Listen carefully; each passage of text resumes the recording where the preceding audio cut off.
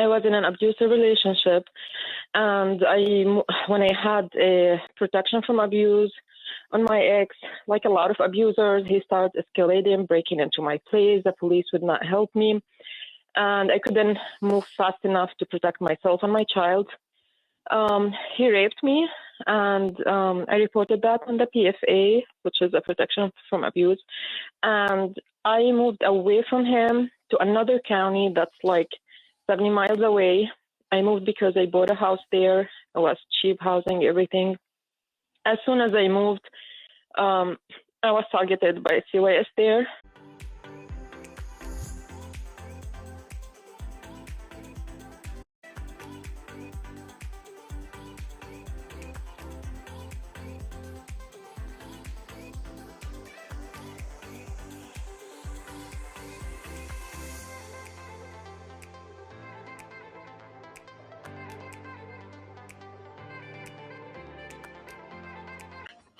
My name is Attorney Vincent. I'm on with my co-host this evening, Mr. Michael Lasalento, or Attorney Michael Lasalento, and this is The Secret, How to Fight CPS and Win. All right, let's take our call right now. Let's talk to Susan in Pennsylvania. Susan, did you have a story to tell or a question to ask? Hello? I'm here. Yes, do you hear me? Loud and clear, Susan. Did you have a story or a question? Oh, okay. Well, it's a story, actually. That's not my real name because I do have an open case with CYS. I'm in Pennsylvania. And I don't know where to start. So in 2019, I was in an abusive relationship. And when I had a protection from abuse on my ex, like a lot of abusers, he started escalating, breaking into my place. The police would not help me. And I couldn't move fast enough to protect myself and my child. He raped me, and I reported that on the PFA, which is a protection from abuse. And I moved away from him to another county that's like 70 miles away. I moved because I bought a house there. It was cheap housing, everything. As soon as I moved, I was targeted by CYS there. The CYS there have like really bad records, corruption, abuse of power with the legal government. It's a small town, not very friendly to outsiders. I was pregnant with his child, and there was nothing on me. The caseworker started coming, and she was not very respectful. At one point, I told her that she's not allowed in my home before I call a lawyer, and that's my right. She started telling me, well, everyone says this is a poor area, you cannot afford it. I told her my finances are my problem, so please respect me. And next day, as a retaliation, I opened my door. I saw that she brought the city, and they put a sign on my door saying my house is unlivable. So she came back, and she told me, well, I'm going to open a case right now for homelessness. I tried to work with her. I tried to work with the city. I went and rented a room with a lady in the same neighborhood, and that case was approved. And I tried to work whatever they said. I did. She wouldn't close the case. She made it a condition that I have to get my house back. And I told her that I'm not homeless. I'm living in a place that was approved, so there's nothing in the law that says a mother has to have her own place, So anyway, as soon as I gave birth to my baby, I moved out of the county, and I informed her.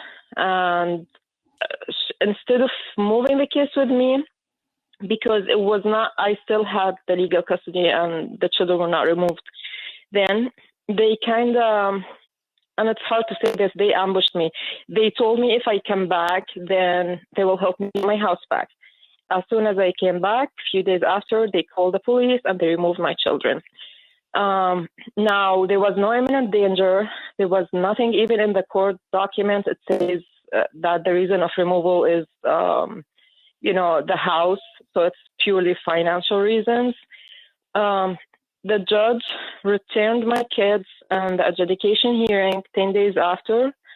And at this time, I was not aware. I did not know. I never been in this situation. I did not know I moved like less than 24 hours. They put an Amber Alert on me. They accused me of kidnapping my kids. They took me to jail. They took my kids. They gave my son to foster because his dad is deceased, and my family are out of state.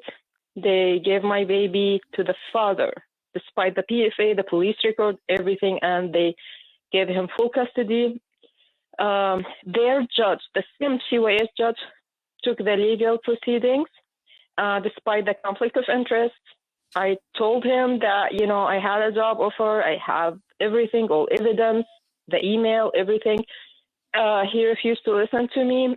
He denied me speedy trial. He denied me even my child going with family.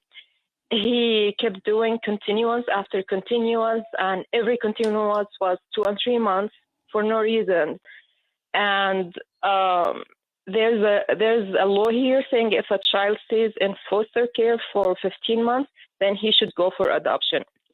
So when I hit 14 months and I was in jail, I told him, you know what?